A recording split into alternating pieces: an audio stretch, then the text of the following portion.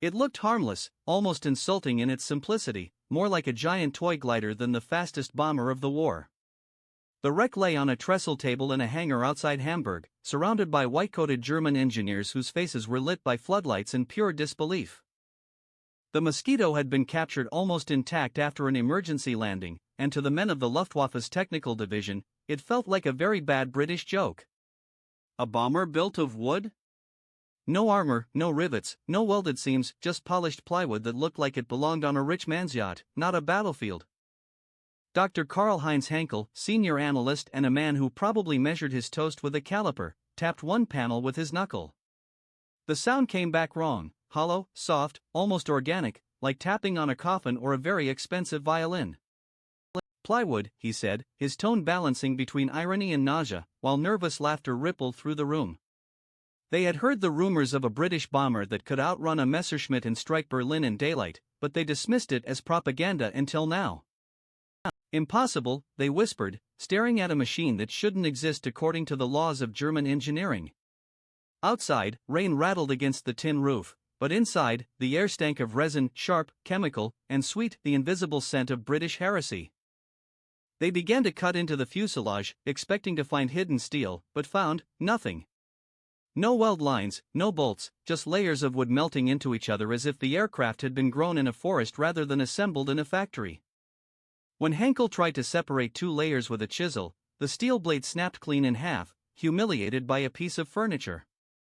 Whatever adhesive the British used had fused the wood beyond logic, creating a material stronger than any rivet and lighter than any alloy known to the Reich. Under magnification, the fibers looked like living tissue, birch and balsa fused by heat and chemistry into something neither natural nor artificial. The engineers stared in silence, realizing they were looking at a weapon built by piano makers to kill Nazis. Here was a bomber crafted like a violin, where every curve was precise and every line was tuned to cheat the wind. It did not resist the air like their clumsy metal planes, it cooperated with it, slipping through the sky like a greased pig. Hours passed, and the laughter died, replaced by the frantic scratching of pens on clipboards. Each test ended in the same humiliating realization: wood had defeated steel, and a cabinet maker had outsmarted a metallurgist. In that hangar, amidst the hiss of rain and the smell of glue, a terrible truth began to take shape, heavier than any panzer tank. They were not just examining an airplane, they were dissecting an idea that threatened their entire worldview. The Mosquito was an argument made of timber, that speed could replace armor, that elegance could replace brute force, and that imagination was more dangerous than industry. Henkel leaned back, exhausted, looking at the pale wood glowing under the lights like the bones of a creature logic forgot to name. They built this in a furniture shop, he whispered to himself, imagining British grandmas sanding the wings between tea breaks. Outside, somewhere in the clouds, another Mosquito crossed the night, unseen and unstoppable, born of hands that believed beauty could fly faster than fear. Geoffrey de Havilland never intended to challenge an empire, he just wanted to solve a problem that logic declared impossible. In the late 1930s, Britain was running out of everything that made war fun: aluminum, engines, manpower, and time. Factories roared day and night, melting and riveting, but every Spitfire devoured the metal needed for another plane. Each bomber demanded armor it could no longer afford to carry, trapping every engineer inside the arithmetic of exhaustion. De Havilland looked at the grim supply numbers and saw a loophole that everyone else missed. If the age of metal had reached its limit, perhaps the answer lay in the age of trees? Wood was renewable, precise, and most importantly, it grew out of the ground for free. Britain's countryside was full of workshops that had never touched a rivet but understood perfection down to the millimeter. Piano makers, violin builders, and furniture craftsmen, their hands could shape resonance and beauty. All they needed was a reason to stop making coffee tables and start making history. To the Air Ministry, his proposal bordered on madness, or at least a very bad prank. A bomber without guns? A frame made almost entirely of plywood? It sounded like a suicide note with wings. They called it naive and reckless, but de Havilland's mind wasn't governed by military hierarchy, it was governed by physics. A smaller surface meant less drag, and a lighter body meant more velocity. Every kilogram saved from heavy gun turrets could be spent on fuel, range, and endurance. He understood what the bureaucrats didn't: that protection is weight, and in the sky, weight is just a fancy word for target practice. The idea was born not from inspiration, but from desperate necessity. Britain's empire of metal had limits, but its empire of imagination did not. Inside a modest office at Hatfield, de Havilland sketched curves that belonged to no existing doctrine, drawing a fuselage that looked like a living thing. He ignored rivets, welding seams, and gun positions, focusing on continuity from nose to tail. The plane would be bonded by glue instead of bolts, but this wasn't the white paste you ate in kindergarten. His chemists, working in borrowed furniture labs, had created a synthetic adhesive that hardened into something close to amber. When heated under pressure, it fused birch and balsa into a single substance, creating a wood sandwich that was stronger than steel. It was the same principle nature used for bone, light, elastic, and stronger than the sum of its parts. De Havilland's colleagues thought he was delusional, asking how anyone could justify fighting the Luftwaffe with a flying piano. He didn't argue with them, he just went to the shed and built it. By the autumn of 1940, the first prototype stood in a hangar that still smelled of polish and sawdust. Its skin was smooth to the touch, the color of ash, with no bolts or plates to disrupt the air. Even the cockpit glass had been shaped to match the aerodynamic curve of the nose, prioritizing speed over the pilot's view. Underneath sat two Merlin engines, the same legendary beasts that powered the Spitfire, now harnessed to something much lighter. When the prototype rolled onto the runway that November, few believed it would actually fly. The weather was gray and the air was thick with fog and skepticism. Workers from the furniture shop stood among mechanics, clutching their coats and wondering if they had just built the world's fastest coffin. But when the engines roared, the aircraft leapt forward like an idea suddenly proven right. Within seconds, it was airborne, climbing effortlessly and cutting through the clouds. At full throttle, it reached speeds that defied arithmetic, nearly 400 miles per hour. It was faster than every fighter in the sky, proving that sometimes, a wooden spoon is deadlier than a knife. The officials who had rejected the design stood in silence, watching their careers flash before their eyes as the wooden wonder tore up the sky. They were watching not an experiment, but the birth of a new logic where less is more was finally a lethal strategy. The bomber had no armor because it didn't need any, its defense was pure motion. It carried no gunners because de Havilland decided that carrying a frightened teenager with a machine gun just slowed you down. De Havilland didn't smile, he simply wrote two words on a notepad, weight, speed, and underlined them until the paper tore. To him, mathematics was not just proof of victory, it was a polite way of telling the Air Ministry they were idiots. Within months, production orders followed, and Britain's scattered workshops turned into arteries of invention. In London, piano factories started building wings, in Wales, furniture shops pressed fuselage shells next to half-finished wardrobes. In Scotland, small-town carpenters glued and sanded until dawn, likely covered in sawdust and patriotism. Each piece bore the fingerprints of the anonymous, and every scene carried the smell of resin, heat, and ambition. They worked through air raids and shortages, guided not by military blueprints, but by the muscle memory of craftsmanship. In every stroke of the brush and clamp of the mold, they were defying an empire's expectation of what counted as strength. The Mosquito was assembled like a 3D puzzle whose pieces were dangerously flammable.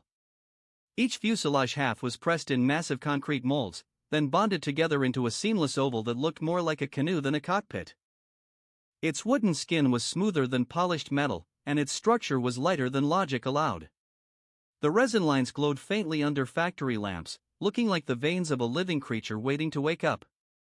The first production model left Hatfield in early 1941, carrying no weapons, only a camera and a terrifying purpose, to measure the sky. Test pilots described it as unnervingly responsive, as if the aircraft anticipated motion before they even touched the stick. One pilot wrote in his logbook, "It feels as though it wants to live," a sentence usually reserved for puppies, not strategic bombers. The Air Ministry, once skeptical, now fought to claim credit for the genius idea they had tried to cancel 3 times.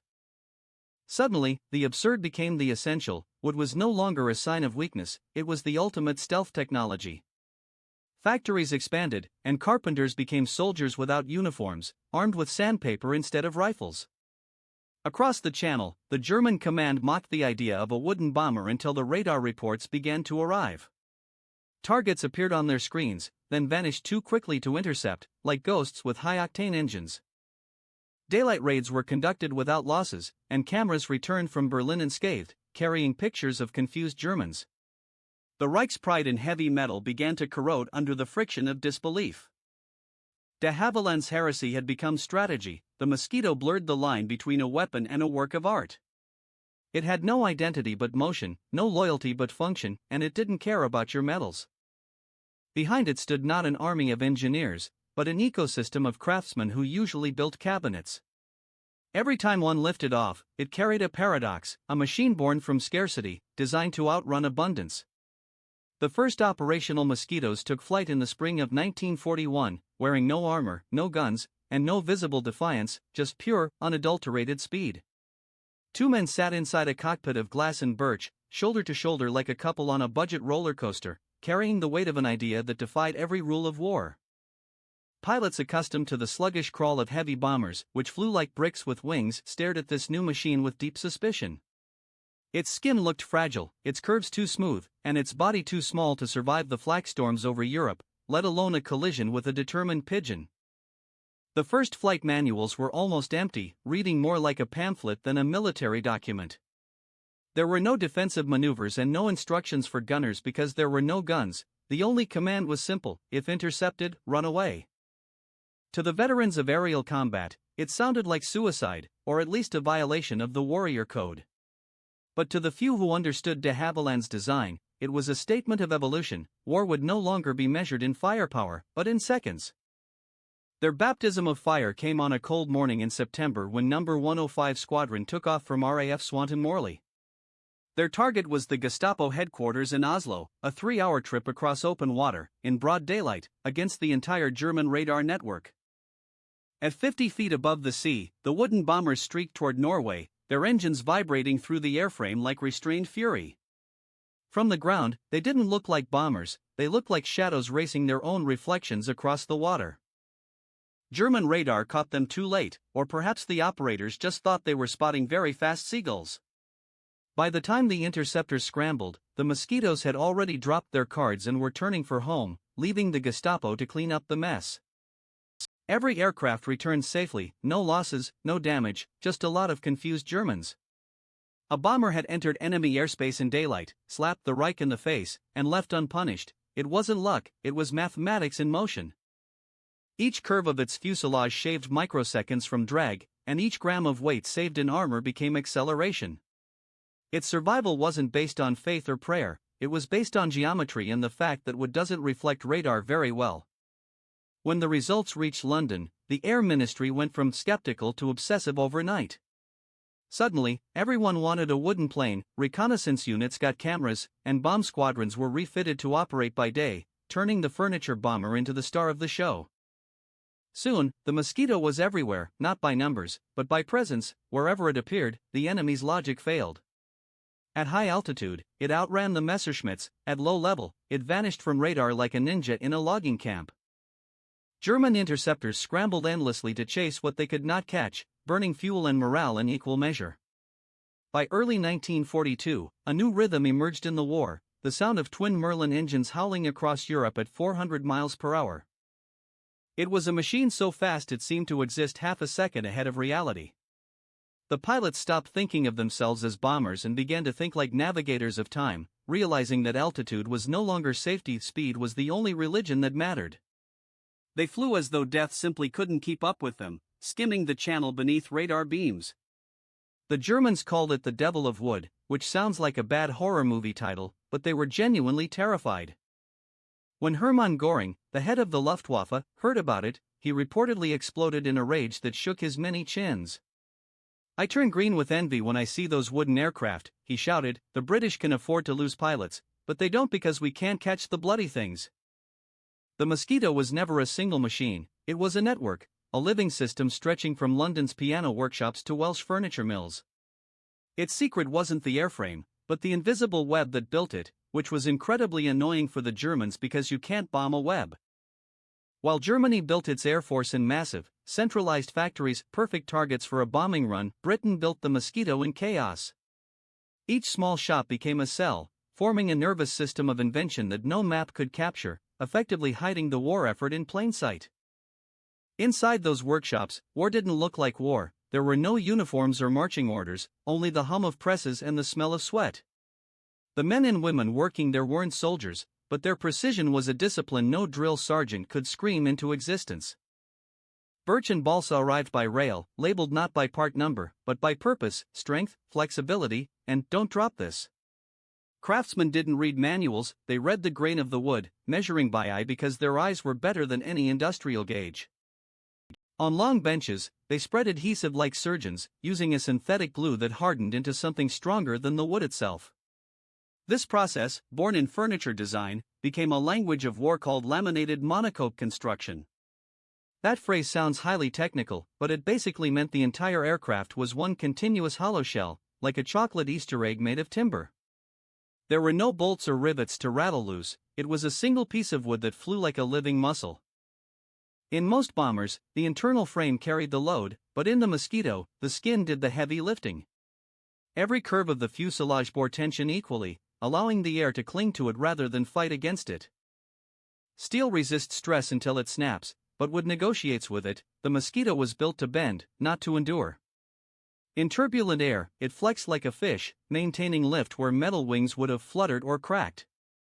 To engineers, these were measurable advantages. To pilots, it felt like the plane was reading their minds. The British system that birthed it was just as fluid. Nose cones came from violin makers, wings from furniture carpenters. In Scotland, women applied layer after layer of lacquer for waterproofing, treating a bomber like a very dangerous antique table. Each part was sent to a different location to meet its mirror half, bonded together until the seam vanished. This decentralization became its own form of armor. When a factory was bombed, production didn't stop, it just moved to the neighbor's garage. The system survived the way the aircraft did, by bending, not breaking. Half the workforce were civilians, piano tuners learned to adjust torque settings, and cabinet makers built war machines. There was something poetic about it. While the Reich enslaved science, Britain just asked its grandpas to help out. The materials were a paradox, tough birch from the north and soft balsa from Ecuador, creating a tactical sandwich. Together they created balance, strength on the outside, forgiveness within, mirroring the philosophy of the plane itself. The adhesive, a phenol formaldehyde resin, was the alchemy that made it possible, curing into a plastic-like bond that water couldn't touch. German scientists would later call it synthetic armor, but to the British, it was just really, really good glue. Every Mosquito carried invisible signatures, initials carved into panels and pencil marks left beneath the lacquer. It was a personal machine, built by people who signed their work, proving that mass production didn't have to be soulless. By 1943, the Luftwaffe realized they couldn't beat the Mosquito, so they decided to copy it, launching Project Mosquito der Nacht, Night Mosquito. It was a desperate attempt to reverse engineer a miracle, like trying to recreate a master chef's soufflé using mud and optimism. Factories in Dresden received sketches copied from the wreckage, but they lacked the two most important ingredients, balsa wood and the magical British resin. Instead, they used heavy beech wood and a glue derived from milk proteins, which works great for cheese, but terrible for airplanes. The first prototype looked convincing under floodlights, mimicking the slender wings and smooth fuselage of the original. But when it flew, the illusion collapsed faster than a house of cards in a hurricane. At 350 miles per hour, the wings began to hum a tune of impending doom. At 370 miles per hour, the vibration became violent, and the wooden skin cracked because the milk glue couldn't handle the stress. The pilot landed hard, the undercarriage buckled, and the engineers blamed the weather, then the wood, then their own bad luck. They reinforced the next prototype with heavier beams, making it slower, heavier, and about as aerodynamic as a brick. The project was quietly cancelled, and an engineer scribbled a margin note that summarized the entire Reich: "We are fighting physics with paperwork." When Dr. Henkel presented his findings to a final review board, he brought two samples, an aluminum plate from a German Heinkel and a laminated birch panel from a Mosquito. He bent both across his knee. The aluminum stayed deformed like a crushed can, but the wood sprang back to its original shape. "Gentlemen," he said, staring at the stunned officers, "we have built the wrong kind of strength." Hermann Göring, upon hearing this, reportedly threw a tantrum that threatened the structural integrity of his office, shouting, "We are defeated by carpenters." Post-war, Hankel visited the British factory at Hatfield and found a scene that confused him deeply. There was no shouting, no armed guards, just a calm rhythm of men and women gluing wood together with a sense of purpose he had never seen in Germany. He asked a young engineer, "How many men designed this?" and the Brit replied, "Not many, but thousands built it." It was a decentralized intelligence, a system where the workers were trusted to be smart, which was the exact opposite of the Nazi model. Hankel realized the secret wasn't the resin, it was the permission to use it. The British had allowed chaos to think, trusting craftsmen to collaborate without a dictator breathing down their necks. The Mosquito was the grandfather of the modern age of systems, proving that a network is stronger than a hierarchy. From that wooden aircraft came the blueprint for the future: fiberglass, carbon fiber, and every composite material that defines the 21st century. When Boeing engineers studied the Mosquito decades later, one wrote, "It is the ancestor of every composite airframe we will ever build." Every time a modern spacecraft launches, it carries a fragment of that wooden DNA, a reminder that lightness is power. Today, the few surviving Mosquitoes stand in museums, their wooden skins darkened by age but still gleaming with that synthetic armor. Visitors walk past, unaware that the machine before them once embarrassed an empire built on steel and fear. It remains a manifesto written in wood and glue, that the pursuit of perfection kills imagination, and that sometimes, the best way to survive a storm is to bend. The Mosquito proved that a civilization is defined not by what it destroys, but by what it creates when the lights go out. This has been Professor Archibald for the Yellow History, reminding you that if you want to build the future, don't start with steel, start with a good idea and some really strong glue. Subscribe now, or I'll replace your car with a plywood replica.